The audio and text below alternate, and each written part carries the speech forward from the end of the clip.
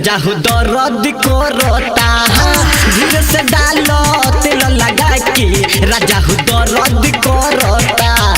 कहे तू जिद करेल सोइया कहे तू जिद करेल सोइया रोए दयाज बड़ा गड़ता धीरे से डालो तेल लगा के राजा हो दर्द करता धीरे से डालो तेल लगा के राजा हो दर्द करता धीरे से डालो तेल लगा के राजा हो दर्द करता धीरे से डालो तेल लगा के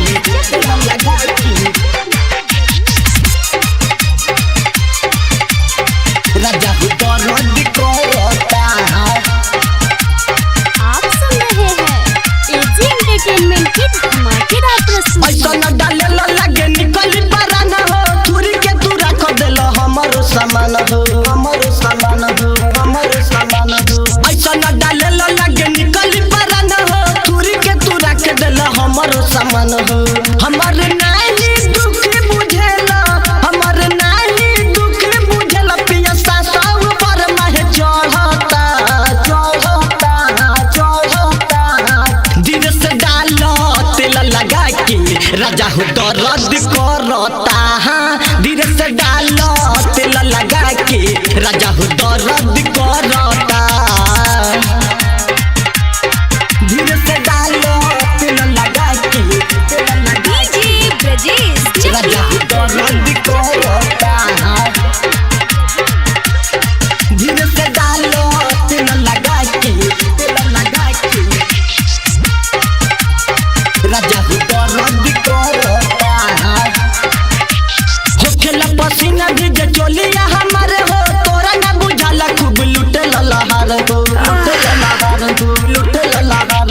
होखेला पसीना भीजे चोलिया हमारे हो तोरा ना बुझाला खूब लुटे ललहार हो छोटे में राजा लुटल नहीं जाई छोटे में राजा लुटल नहीं जाई हमरा प्रॉब्लम बढ़ता धीरे से डालो तेल लगा के राजा हो दर्द करता धीरे से डालो तेल लगा के राजा हो दर्द करता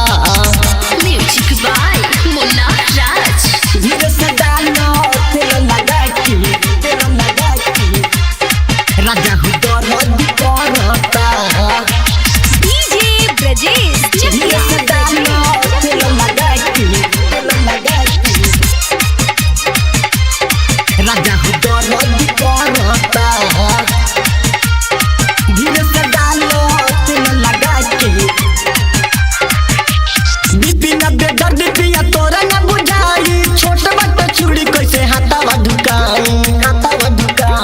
अरे मर गई रे बिपिन बेदर्द पिया तोरा ना बुझाई छोट बट चूड़ी कैसे हाथावा ढुकाई रटर सोनू सही जब भुलैला लगबा मुन्ना सही जब भुलैला नीचे से ऊपर नहीं चढ़ता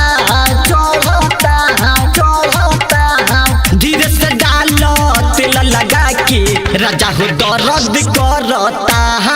धीरे से डालो तेल लगा के राजा हो दर्द करता राजा हो दर्द करता स्टूडियो स्टेशन रोड